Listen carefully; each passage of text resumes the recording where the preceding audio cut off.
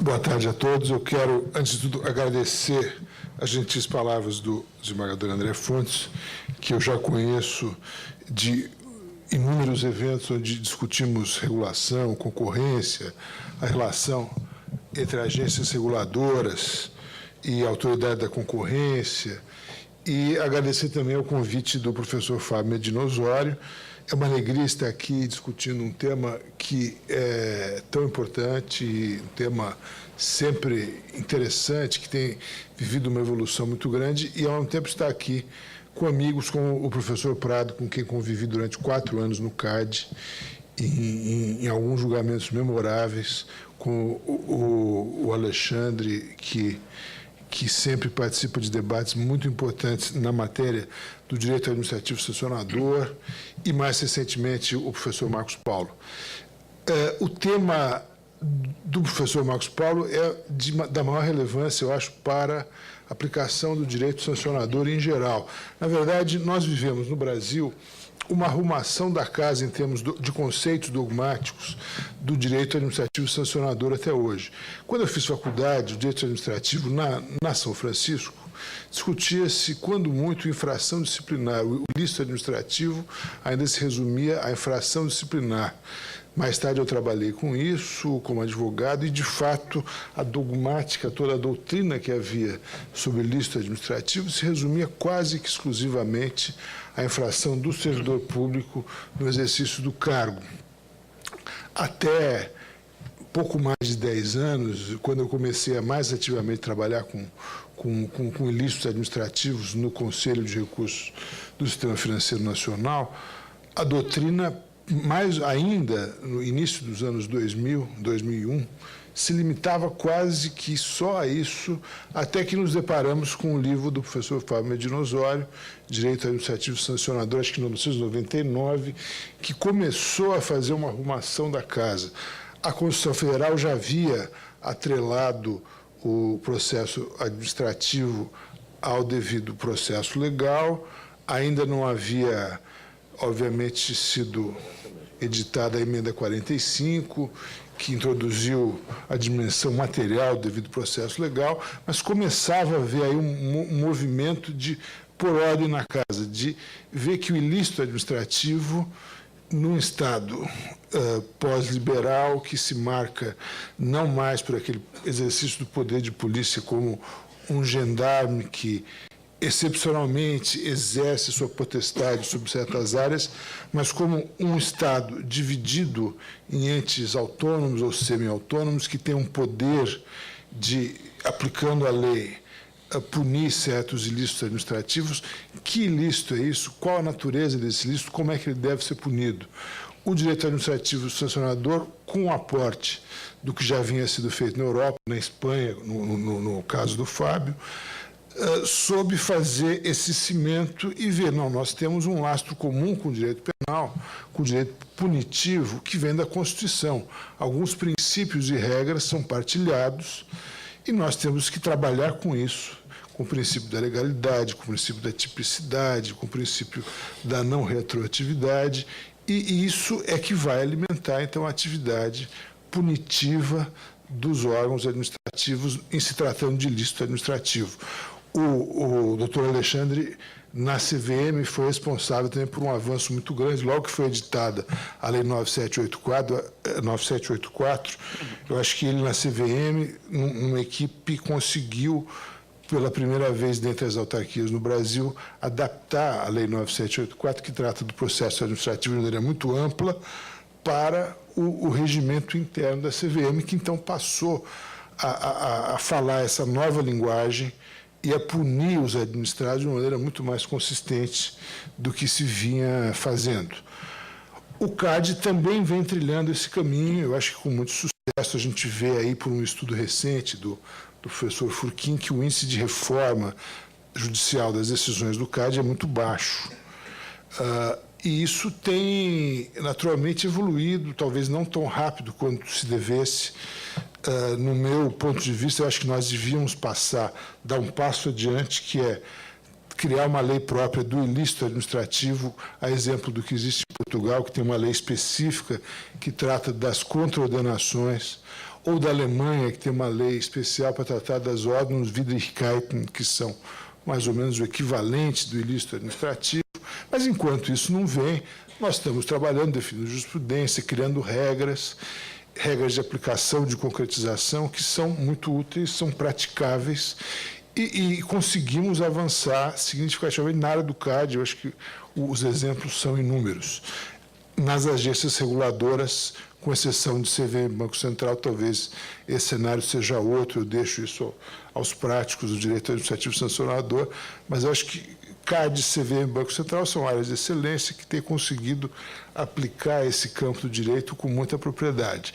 Haveria também, é claro, que se definir um pouco melhor, isso valeria também para o processo judicial, o que é a duração razoável do processo, em que medida esse direito fundamental tem uma dimensão positiva também, que é um direito subjetivo do administrado, e como é que esse direito subjetivo se articula, como é que isso pode ser colocado mais concretamente para evitar abusos. Eu acho que no campo da concorrência isso é fundamental, porque o tempo econômico, a prescrição a que se aludia o professor Marcos Paulo, era de fato...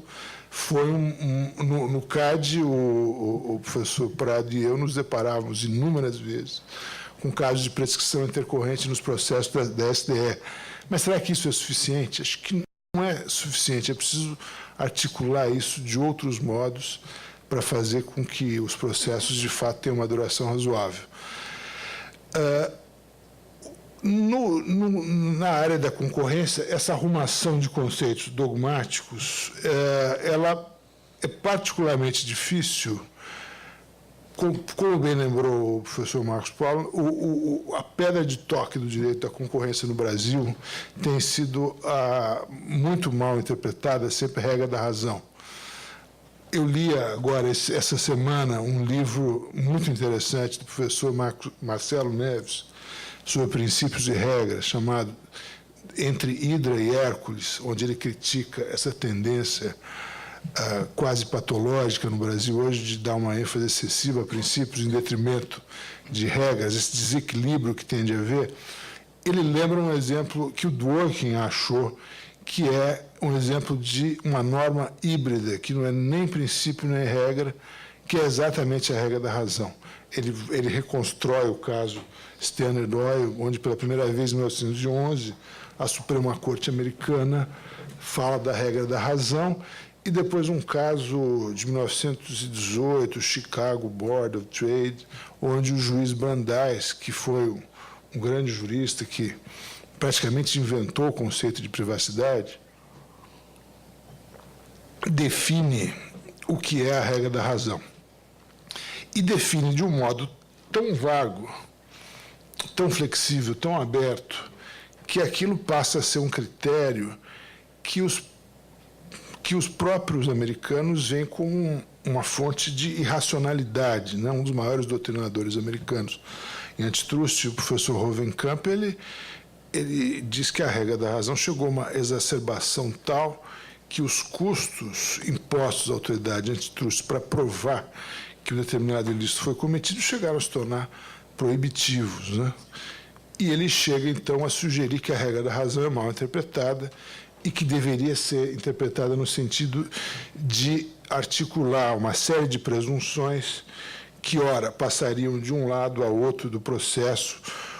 Numa passagem que eu não entendo bem, eu não entendo se ele quer dizer que o ônus da prova deveria ser dinamicamente distribuído entre as partes, o que me parece complicado no Brasil. Acho que na nossa discussão, no processo de natureza punitiva, não há que falar em teoria da distribuição dinâmica do ônus da prova. O ônus da prova é do acusador, é da autoridade administrativa, ela tem que se desincumbir de provar o ilícito. É claro que no Brasil nós temos um problema pouco explorado e não resolvido, que é aquela cláusula que persiste na nova lei, e que me parece equivocada, que diz que o ilícito administrativo na área antitrust se materializa independentemente de culpa. O que quer dizer isso? Ninguém sabe. Uma decisão liminar do Supremo diz que, em princípio, essa cláusula não é inconstitucional, mas isso até hoje não foi julgado no mérito. Não se sabe como o Supremo decidirá isso. Isso, em princípio, parece contradizer um dos pilares do direito punitivo, que é o princípio da responsabilidade subjetiva, né? De qualquer modo, essa cláusula mantida como está, a meu ver, tem que ser interpretada no sentido de que a autoridade, claro, incumbe a ela provar a culpa, provar a responsabilidade do administrado, mas ela se desincumbe desse ônus provando autoria e materialidade. Caberá à parte fazer a contraprova das excludentes possíveis que possam ocorrer. E quanto à regra da razão propriamente, eu concordo inteiramente com o que acaba de ser dito pelo professor Marcos Paulo. Na verdade, há uma confusão conceitual muito grande que leva com que a regra da razão seja interpretada aqui no Brasil como um padrão de prova. E essa discussão eu tenho visto que tem tomado grande parte dos esforços de elaboração doutrinária na área antitrust, de tentar importar criticamente discussões americanas sobre padrão de prova, standard of proof. Até a tradução é mal feita. Na verdade, no Brasil, ou no sistema continental europeu, que é o nosso, não há um padrão de prova, né? O princípio do livre convencimento motivado do juiz é que impera, né? Há padrões de decisão. Por exemplo, a questão do indúbio pro réu é um padrão de decisão, considerados todos os fatos, todos os elementos. Se houver dúvida, deve o réu ser absolvido. Mas isso não é um padrão de prova, é um padrão de decisão. Não há padrão de prova em relação, por exemplo, a um cartel ou um ilícito unilateral, antitrust. O que há é elementos diversos do tipo. Há ilícitos de mera conduta, há ilícitos de resultado. Isso é que determinará qual é a prova a ser produzida pela autoridade antitrust. Essa arrumação da casa dogmática, dos conceitos dogmáticos, ainda está sendo feita. Talvez o tempo que vá sendo consumido nessa tarefa, que não é tão fácil, seja maior do que o desejável, mas isso tem sido feito. Há uma certa...